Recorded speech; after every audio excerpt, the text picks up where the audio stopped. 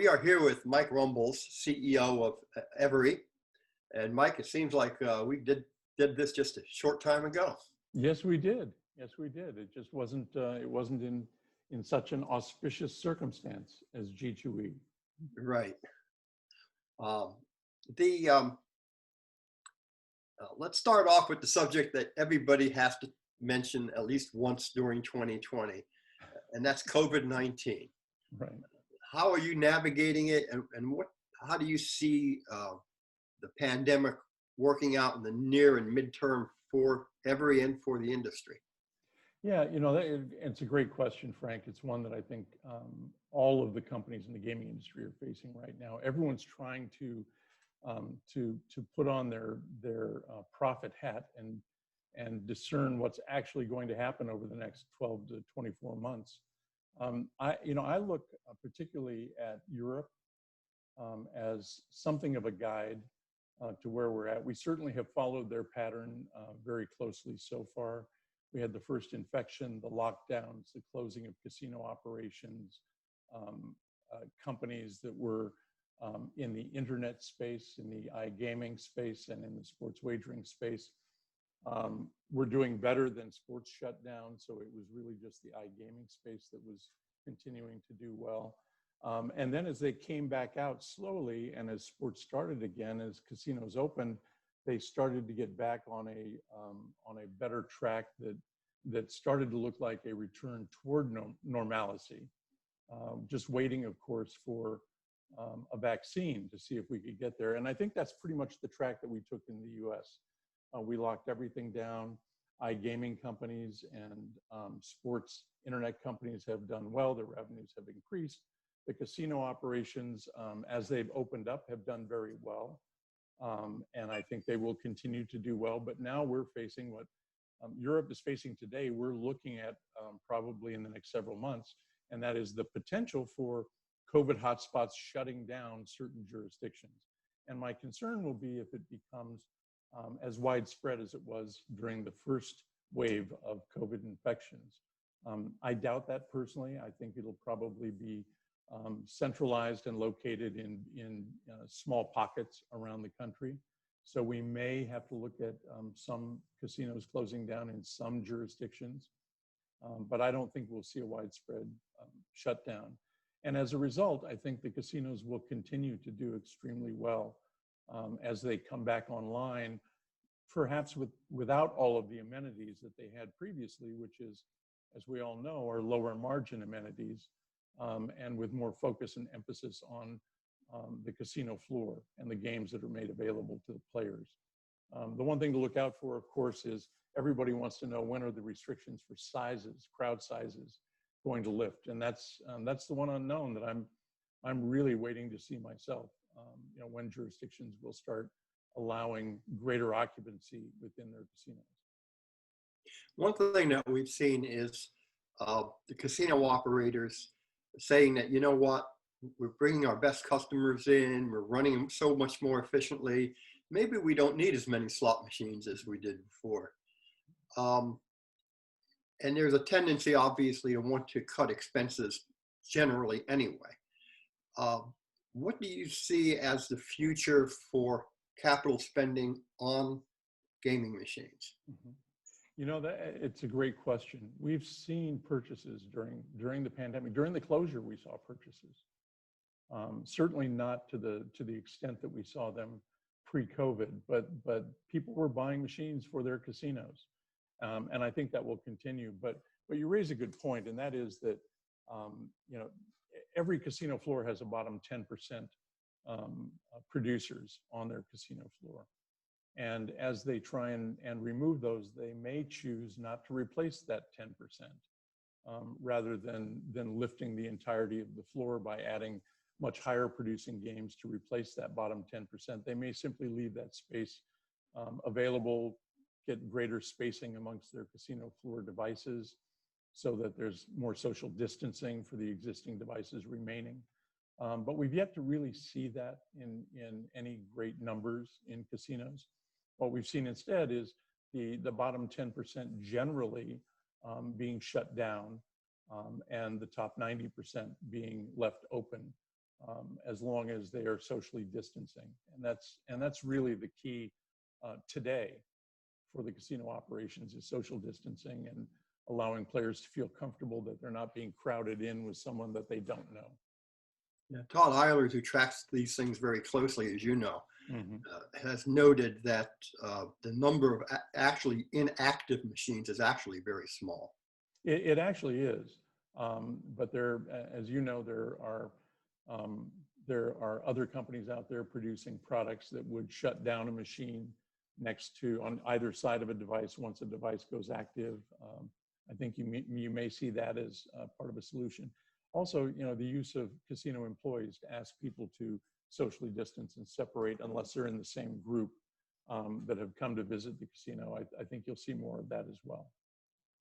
A few months ago, when we met in this same format, it was to talk principally about cashless, contactless gaming, a product that you're enthusiastic about. Mm-hmm. Update us a little bit on how the industry and regulators have been responding to that, and maybe any other products or services that you see actually being accelerated by the current environment. Certainly.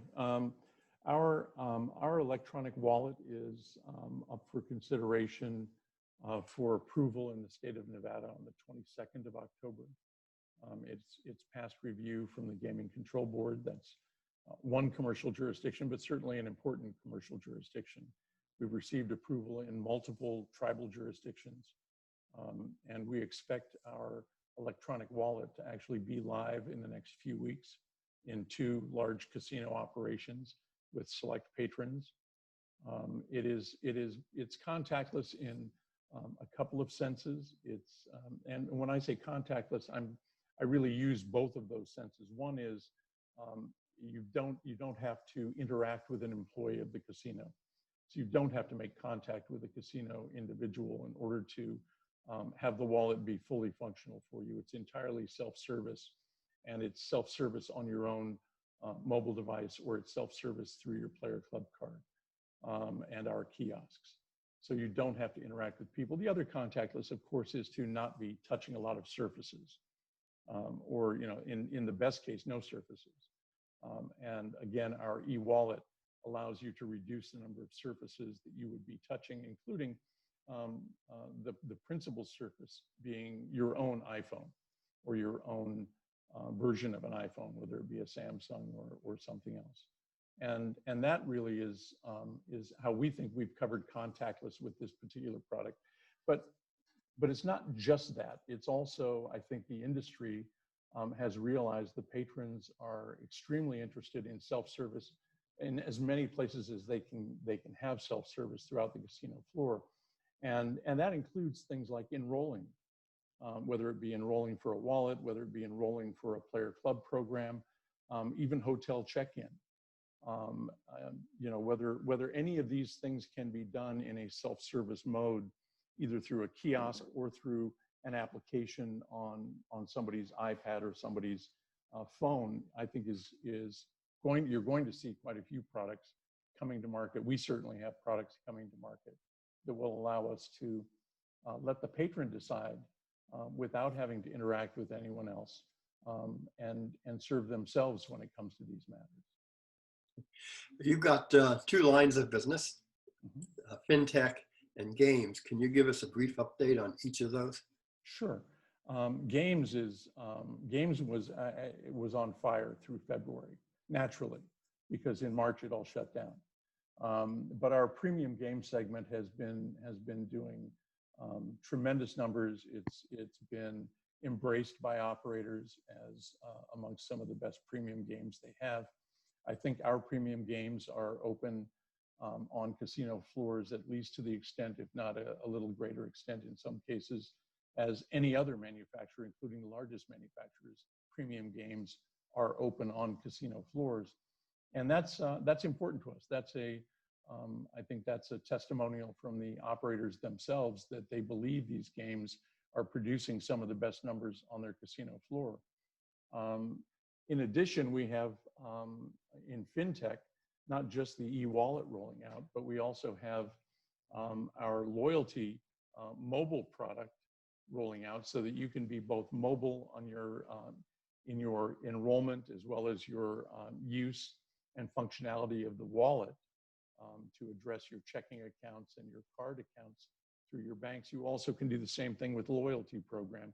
And then we're embedding both of those into the same mobile program. So the mobility that's provided in loyalty and wallet and the amount of interaction the player can have throughout a casino floor, and that the casino can have with respect to the player's preferences and desires and where they go on the casino floor and what they engage with on the casino floor is all going to be within these applications. And so I think it's a real step forward for both the casino marketing departments, the casino's operations departments as well. And we think that that once they've understood all of those aspects in our fintech business, that you'll see even more of that expanding throughout the United States as well. When you think more broadly about the future of Everi, what are some of your strategic priorities? Well, you know, some of the things we've done in the past, I think, are worth repeating, and we intend to. You know, we became the supplier of some of the premium and finest compliance product in the gaming industry. And those compliance products were brought to us through 2 small acquisitions we made, and then choosing best of breed for that product to come out under the Everi brand. And that compliance product has been instrumental in helping casinos deal with FinCEN and AML issues on their casino floor. We did something very similar in loyalty. We picked up the 2 best loyalty companies that were involved in the gaming industry. We've now pulled together best of breed from both of those companies and are going to come out with an Everi branded product in loyalty that will include the mobile loyalty enrollment platform, as well as a kiosk enrollment platform, allowing, again, contactless enrollment into the loyalty programs.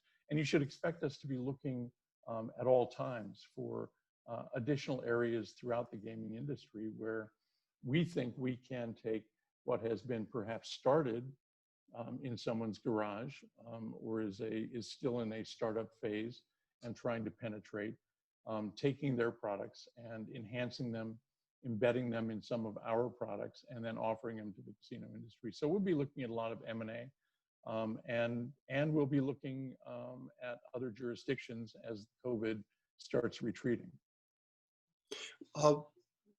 M&A, the opposite of M&A, of course, is divestiture. Yeah. And a couple of years ago, it was a fairly common question to ask whether Everi would continue with 2 so dissimilar businesses as games and fintech.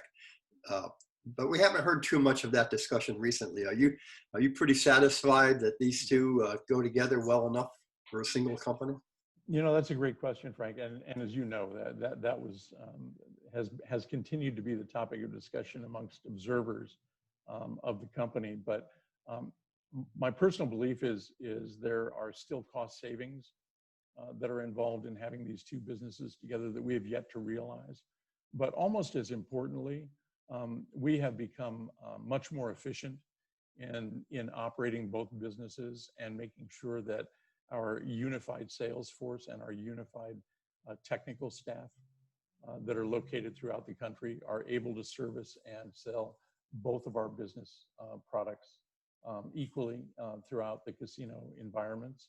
And that's made, I think, the issue of, you know, well, are you really a games company? Are you really a payments company? For me, really a non-existent line.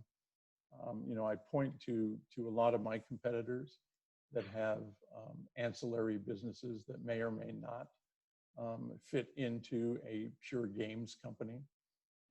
You know, whether it be a lottery business or a systems business, or whether it be something that's entirely offshore from the United States and has no influence on what we do here. So I don't find us dissimilar to the largest competitors that we have, and I think we're operating ours as efficiently today as we can, but we're going to become even more efficient in that operation going forward. So I see no need to separate these companies, these businesses. What is the investment thesis for Everi? Well, you know, and I think part of the thesis was proven very quickly as casinos started to reopen after COVID. And that is that the fintech business allows us to be one of the absolute first touch points that a patron has when they go into a casino operation. When we came back from COVID, the first thing we saw returning to our revenue streams were the cash access revenue streams. I mean, those were immediate. And those started from day one from the first casino that reopened, and continued all through to the point we are today, where we fairly well, our revenues are fairly mirrored by the number of casinos that are open in the United States. So that is, I think, a huge value to anybody investing in the gaming industry, knowing that when the doors open, you're going to start seeing revenues flow back into Everi. The other proposition is one that that was a longer pole in the tent, and that was the proof that we were not just a turn event company on the game side. Turn event on the game side has been a tremendous product for us, but we've just revamped it, and I think you're going to see a resurgence in turn event and tournaments being used through the turn event product with its self-service features that allow people to sign up for tournaments, play in tournaments, and not have to interact either with other players or necessarily with casino personnel, and choose their own times to play in these tournaments and allow the casino to get the benefits that they would normally get from a casino operation.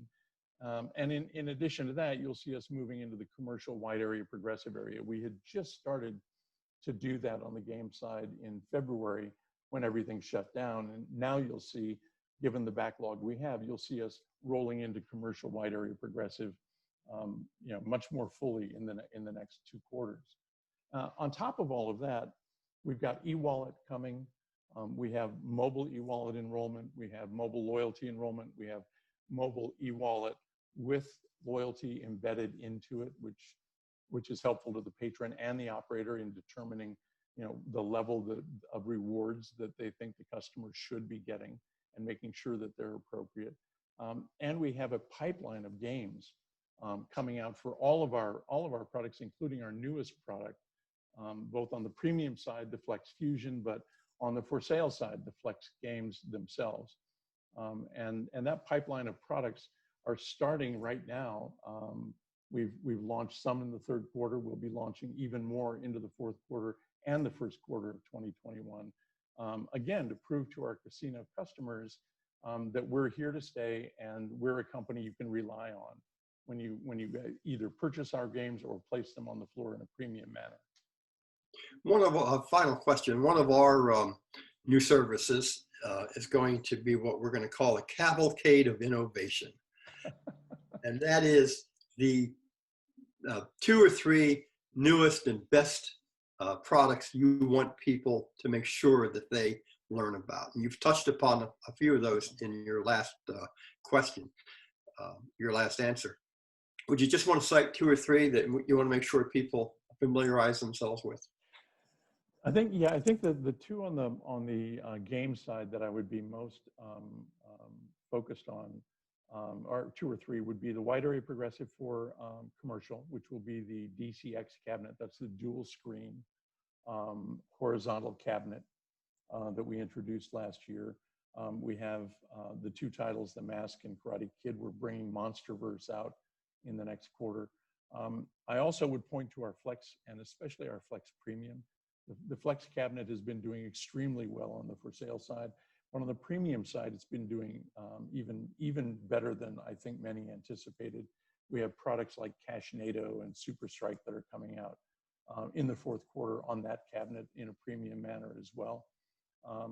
And then on the fintech side, you know, I've been so excited about the electronic wallet for so many years that I'm sounding like a broken record, but I really want people to take a look at that and take a look at the mobile applications.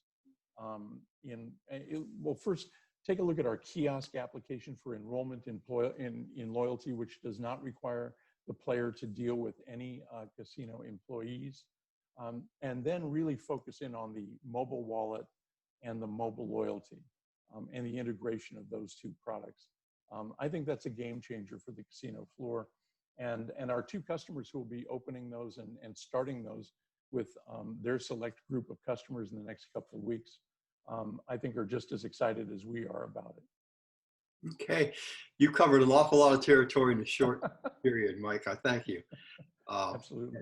We look forward to talking to you again in the future. Frank, thank you so much.